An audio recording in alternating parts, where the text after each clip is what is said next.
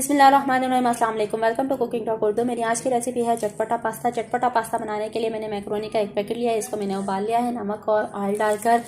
और इसका सॉस बनाने के लिए मैंने लिया है 4 खाने के चम्मच केचप, 2 खाने के चम्मच चिली सॉस, 2 खाने के चम्मच सोया सॉस, 1 खाने का चम्मच सिरका इस्तेमाल करूंगी, 1 चाय का चम्मच काली मिर्च और हस्बे ज़रूरत नमक, क्योंकि पास्ता में नमक है और चिकन मैंने बॉयल करने के लिए रखा हुआ है, उसमें भी नमक है।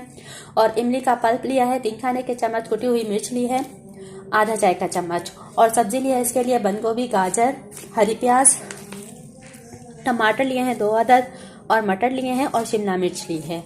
चलिए अब इसको तैयार करते हैं। सबसे पहले पास्ता सॉस तैयार करते हैं और इसमें 1 खाने का चम्मच सिरका शामिल करेंगे, सोया सॉस शामिल करेंगे, इमली का पल्प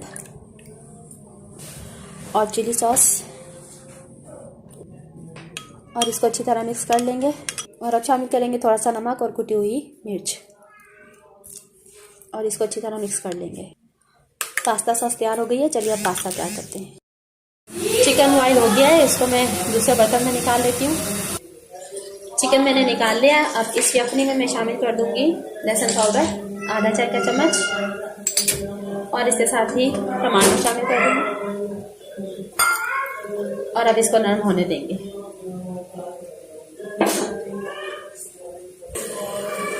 टमाटर नरम हो गए। अब इसमें शामिल करेंगे ऑयल हस्बे ज़रूरत।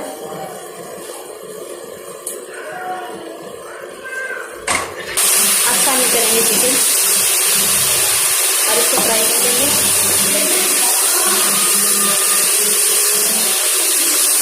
मैं हड्डी वाला चिकन इस्तेमाल कर रही हूँ। आप चाहें तो चिकन के रेशे कर लें, हड्डी से अलग कर लें, लेकिन मैं नहीं करूँगी।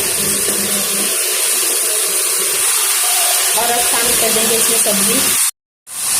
मैंने इसमें मटर और गाजर शामिल किए और थोड़ी हरी प्याज। ये थोड़ा नरम हो जाए तो बाकी की सब्जी शामिल करेंगे। ये नरम हो गई है। अब इसमें शामिल करेंगे बंद गोभी और शिमला मिर्च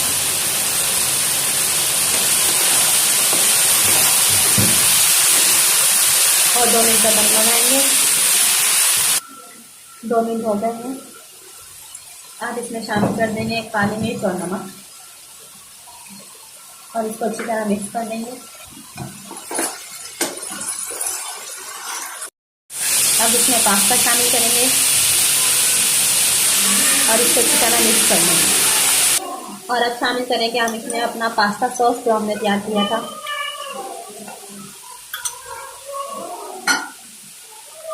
और इसको अच्छी तरह मिक्स कर लेंगे। लीजिए मैक्रोनी तैयार है। अब मैं इसको 2 मिनट का दम दूंगी और उसके बाद मैं आपको ये डिश आउट कर दिखाती हूँ।